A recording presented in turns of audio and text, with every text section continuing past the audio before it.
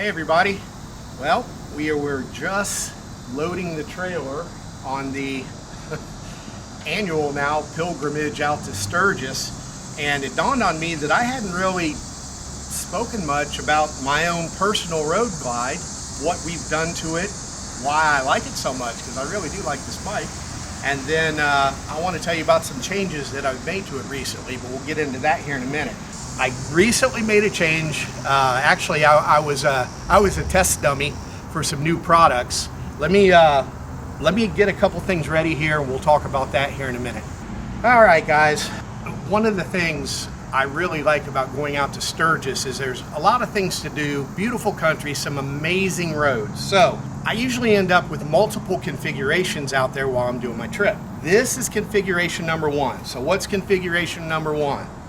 No passenger, try to take as much crap out of the bags as I can and go, like first thing I'm gonna do when we get there, I'm gonna go take a solo trip down Spearfish Canyon Road. I love that road, it's a lot of fun. I'm gonna see if I can scrape up my Roaring Tories floorboards there and just basically go and have as much fun as I can possibly have on a bike this big. Then we have configuration number 2.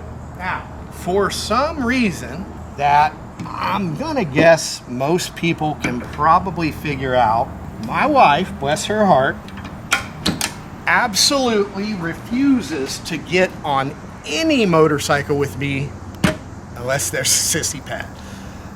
Something about wheelies, not feeling comfortable, feeling like she's gonna fall off the back all the time. Put this on, great setup.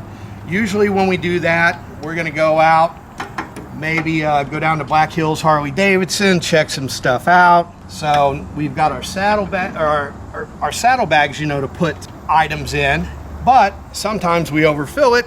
We strap bags on here. So why am I telling you this? Well, that's configuration number 2.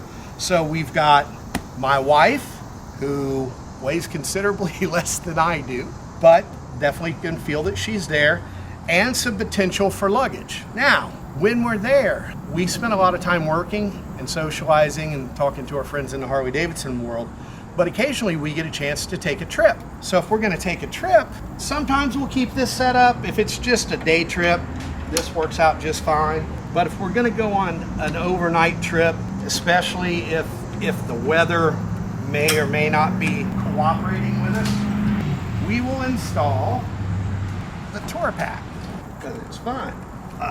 This is usually a 2-person job, by the way. All right. Now, this is configuration number 3. This Tour Pack alone weighs almost 40 pounds empty. You can also see that 40 pounds gets moved back considerably. And then, if we fill this compartment with stuff, Harley-Davidson says there's a 25-pound limit to what you can put in there. Trust me, you can put a whole lot more than that.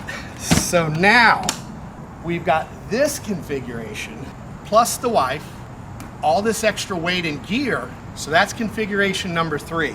Why am I mentioning this?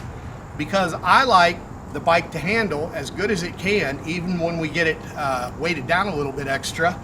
And my wife, bless her heart, thinks that all vehicles should ride like her Lexus. Well, when I'm set up in configuration number 1, I'm pretty stiff, I'm pretty sporty. I want the bike to be as responsible as I can get it. So when I put her on, we got little earpieces, and I'll get the ooh, ow, ooh when we go over bumps. Let me show you a new, really cool secret. See this little deal here? I can reach down, hear that audible click, and I can pull a click or two out of the compression to soften up the ride. This thing actually has 20 clicks, so it can really adjust the spring compression. Now let me, while we're down here, I'll just go ahead and pull off this bag and show you how this works. It's really nifty. So you can see what we have here. This is Bitubo's new shocks. Grab a little info here before we discuss these Bitubo shocks. Now, of course, on a bagger, you can't really see them. So the fact that the shocks are all blacked out, really nice looking, is doesn't matter as much on that particular one. These on this bike is the 12.85 Bitubo. They're the WME22V3. I can tell you what the V3 is, version 3, because we've been testing back and forth to make sure that these shocks are perfect for what we're doing. And one of the things that's really nice, you've got your regular spring preload adjuster, but you've also got the hydraulic adjuster here. And if you notice, this cable runs back, and this is what makes the adjustment. So basically, we have almost a ½ an inch of adjustment that will do the same thing as moving this top ring. Well, if you've ever adjusted your spring preload with a wrench, it takes a long time. And in the past, I was making suspension adjustments for each one of these. Now, they've made it so simple. We've got our compression adjustment here, so we get this thing all loaded down.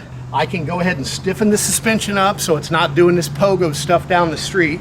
We also, and I really like this, everybody talks about, you know, all these different suspension settings, rebound, compression, and it really complicates things. What Bitubo did was they put a really simple little lever here. And if you look at this lever, if you move it this way, it's soft. If you move it this way, it's hard. Same thing on the other side. I run mine right here in the middle, typically, on both sides. And then I may reach down and tighten them up a little bit if I'm really going to be gone for a day and want to go have some fun in the corners. And then the rest of the time, primarily as we add load, when you increase the spring tension, it naturally wants to sort of bounce back. So we just tell this, make it a little harder, and it's done. And you don't even have to pull off the bag to do that. I just reach up, and to the right soft, to the left is hard, and just feel where I'm going. Boom, boom. So these are really nice. They've been tested thoroughly.